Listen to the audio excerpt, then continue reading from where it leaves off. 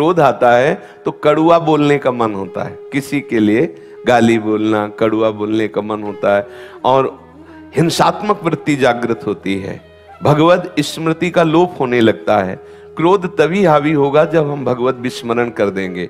यदि हम क्रोध के ऊपर गुस्सा करके तो भगवत याद को भुलाएगा, क्योंकि क्रोध का प्रधान आक्रमण स्मृति पे होता है। कामा संजायते क्रोधा, क्रोधा स्मृति विभ्रमा, स्मृति भ्रंशात बुद्धिनाशो, बुद्धिनाशात प्रणश्यति। यदि सदैव स्मृति बनी रहे, जैसे स्मृति दो प्रकार की है। पहली स्मृति है भगवान नाम रूप लीला की और दूसरी स्मृति है सर्वत्र भगवान है। ये दो प्रकार की स्मृति, दोनों में से किसी एक में होंगे तो आप क्रोध पर विजय प्राप्त कर लेंगे। यदि ये स्मृति में आपके है कि नाम चल रहा है, रूप चल रहा है, ये छूटे ना तो आप क्रोध को सह जाएंगे। और यदि स्मृति चल रही कि सामने वाला जो हमें क्रोध दिलाने की चेष्टा कर रहा है मेरा प्रीतम ही है, तो आप क्रोध पर विजय प्राप्त। और क्रोध का प्रभाव है कि वो स्मृति को नष्ट करता है। अगर ये दोनों प्रकार की स्मृति में चूक हो गई तो फिर बुद्धि हमारी पतित हो जाएगी और हमसे ऐसे आचरण, ऐसी वाणी, ऐसा संकल्प बनने लगेगा जो हमारे साधन भाव को लुप्त कर देगा, गुप्त कर देगा, हमें आनंद का नाश करने वाली वृत्ति परास्त कर देगी। कि क्रोध बड़ा है या क्षमा। अगर हमारे साथ कोई दुर्व्यवहार करता है तो मुझे क्रोध से विजय प्राप्त करनी चाहिए या क्षमा से। तो उन्होंने कहा कि दोनों अपनी जगह ठीक है। ना तो सदा क्रोध ही करना चाहिए और ना सदा ही कोमल बने रहना चाहिए। विवेक पूर्वक देखना चाहिए कि इस समय आवश्यकता किसकी है, तेज धारण करने की या शांत होकर सहने की। जो इस विवेक को नहीं धारण करता है वो अपने सतमार्ग को खो देता है। अब आपके गुरु निंदा कोई कर रहा है, इष्ट निंदा कर रहा है, धर्म विरुद्ध आपके साथ व्यवहार कर रहा है, एक बार क्षमा करने का अवसर है। पहली बार जिससे मिले हो और वो गलती कर रहा है तो उससे क्षमा कीजिए। एक बार क्षमा, सावधान, अब दोबारा शब्द नहीं, एक बार क्षमा। अगर दोबारा तो आप में सामर्थ्य हो तो जबान बंद कीजिए, नहीं कान बंद कीजिए और वहां से निकल जाइए। दंड देने की सामर्थ्य अपने लोगों में नहीं है, क्योंकि ईश्वर दंडधारी है, हम उनके दास हैं, वो देख लेंगे। अपने को हट जाना चाहिए। उस सभा में, जिस सभा में अधर्म बर्ताव हो रहा है, यदि आप बैठे रहे तो उसी अधर्म के आप भी भागी बनेंगे।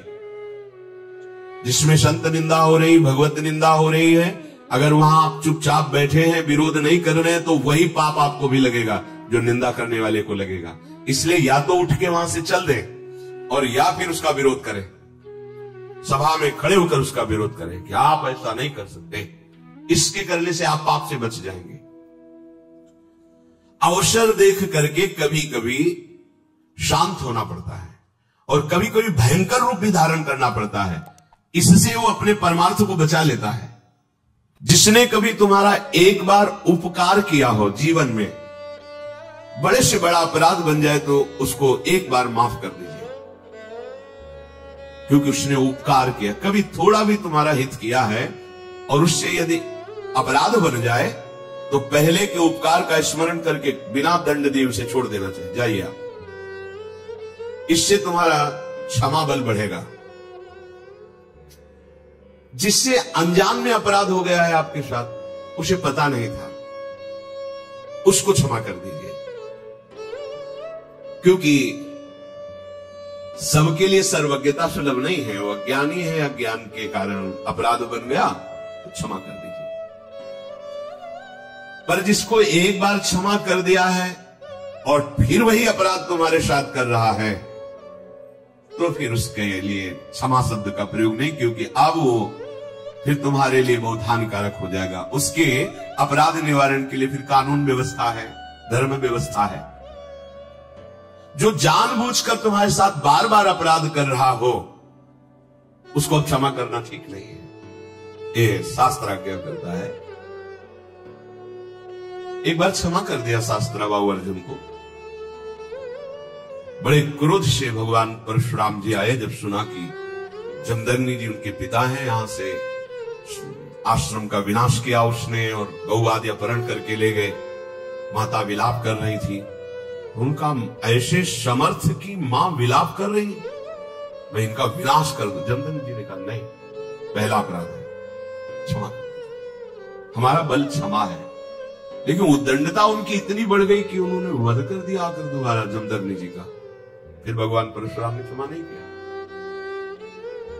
अपने तेज बल से और हर्षे के बल से पूरे वंश का विनाश, काट काट के पहाड़ लगा दिए थे।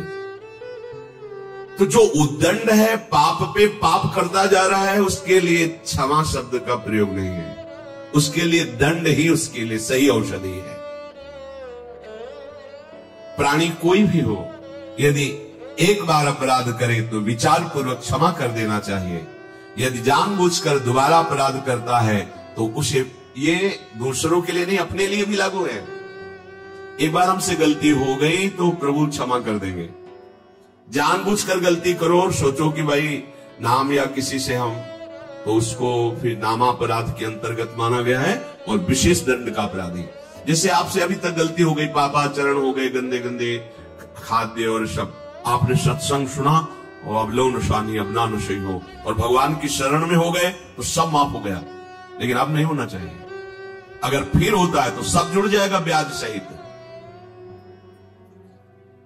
जो दोबारा बार बार अपराध करता है, उस अपराध के लिए दंड देने से ही उसका सुधार होगा, क्षमा से नहीं।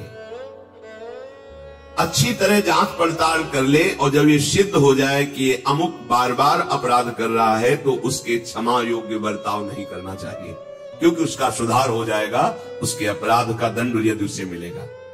ये जान लीजिए कि लोक और परलोक दोनों का नाशक क्रोध है। क्रोध जीतने से उन्नति होती है, क्रोध के वशीभूत होने से अवनति होती है।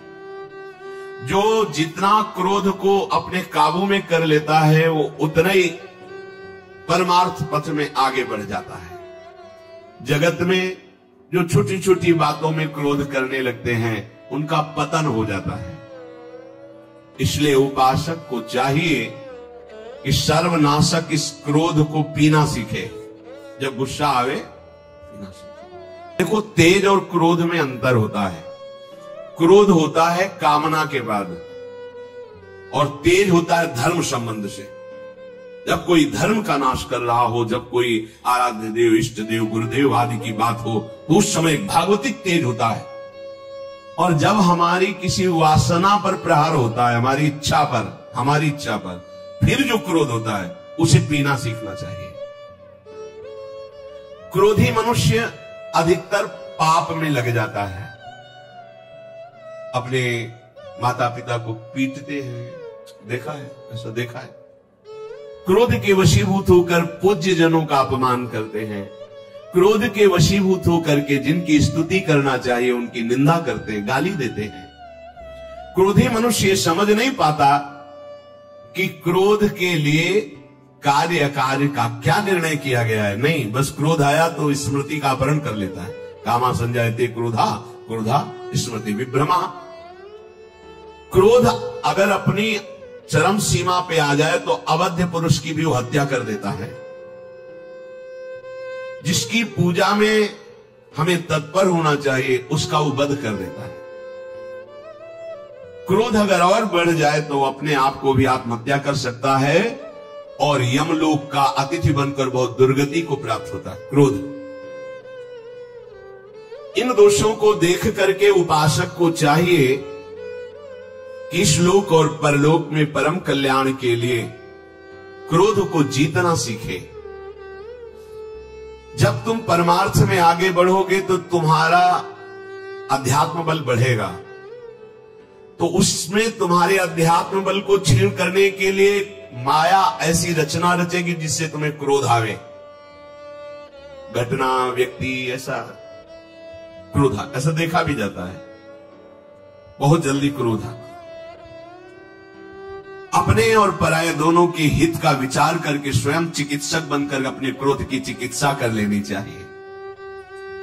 यदि मूढ़तावश तुम क्रोध पे क्रोध ही करते रहे तो तुम्हें क्लेश भोगना पड़ेगा, तुम्हारे सुकृत नष्ट हो जाएंगे। चित्त को वश में करना उपासक का परम धर्म है, पर जो क्रोध का ही वर्ण किए रहता है उसका चित्त जलता रहता है। ये बड़ा दुष्ट स्वभाव है। शांति से बैठे, चिंतन आ गया, 5 वर्ष पहले उसने ऐसा कहा था, क्यों कहा था उसने ऐसा, और जलन शुरू, और बस गुस्सा, बहुत सावधान, राधा राधा राधा राधा राधा राधा, तुरंत हटाइए, राधा राधा राधा।